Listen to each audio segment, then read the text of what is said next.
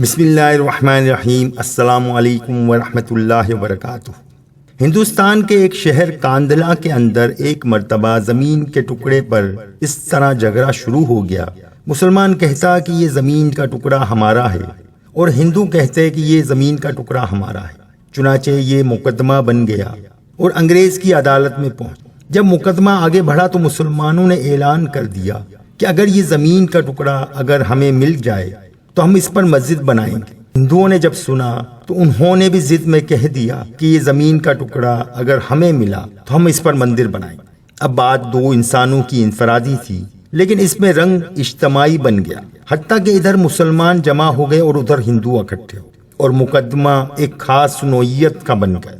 اب سارے شہر میں قتل و غارت ہو سکتی تھی، خون خرابہ ہو سکتا تھا۔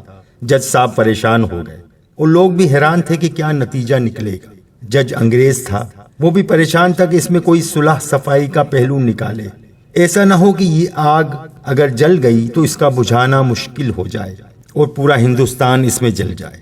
جج نے مقدمہ سننے کے بجائے ایک تجویز پیش کی کہ کوئی ایسی صورت نکالی جائے کہ جب آپ لوگ آپس میں بات چیت کے ذریعے مسئلے کا حل نکال دیں۔ تو ہندوؤں نے ایک تجویز پیش کی کہ ہم آپ کو ایک مسلمان بزرگ کا نام تنہائی میں بتائیں گے اور آپ اگلی پیشی پر ان کو بلا لیجیے اور ان سے پوچھ لیجیے، اگر وہ کہیں کہ یہ مسلمانوں کی زمین ہے تو آپ ان کو دے دیجیے، اور اگر وہ کہیں کہ یہ مسلمانوں کی زمین نہیں ہندوؤں کی ہے تو ہمیں دے دیجیے گا۔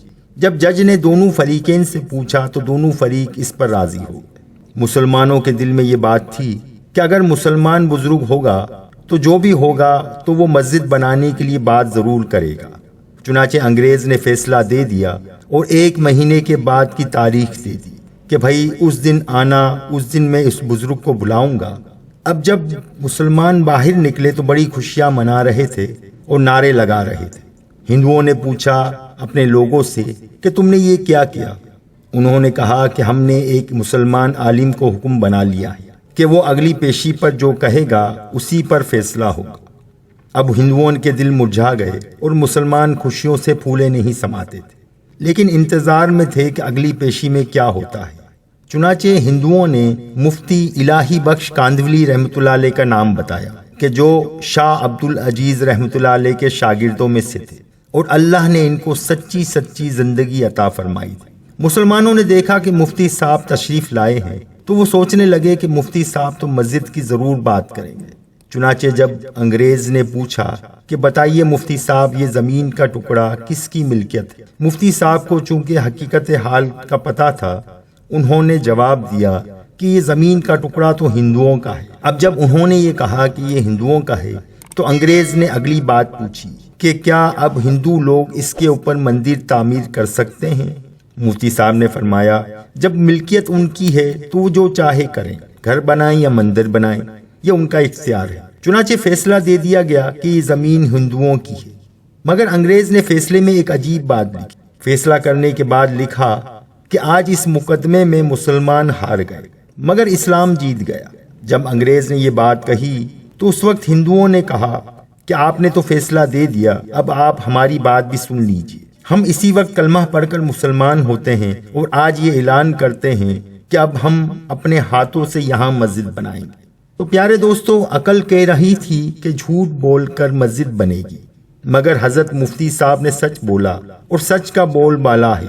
سچے پروردگار نے اس جگہ مسجد بنوا کر دکھلا دی۔ پیارے دوستو، کئی مرتبہ نظر آتا ہے کہ جھوٹ بولنا آسان راستہ ہے۔ جھوٹ بولنا آسان راستہ نہیں، یہ کانٹوں بھرا راستہ ہوا کرتا ہے۔ جھوٹ سے اللہ تعالیٰ نفرت کرتے ہیں، انسان نفرت کرتے ہیں، انسان کا اعتماد کھو بیٹھتا ہے۔ ایک جھوٹ بولنے کے لیے کئی جھوٹ بولنے پڑتے ہیں، لہذا جھوٹی زندگی گزارنے کے بجائے سچی زندگی کو آپ اختیار کیجئے، اس پر پروردگار آپ کی مدد فرمائیں گے۔ تو پیارے دوستو، یہ تھی آج کی ویڈیو۔ اگر ویڈیو پسند آئی ہو تو لائک اور سبسکرائب ضرور کیجئے گا۔ انشاءاللہ تعالیٰ پھر ملیں گے نیکسٹ ویڈیو میں۔ اللہ حافظ۔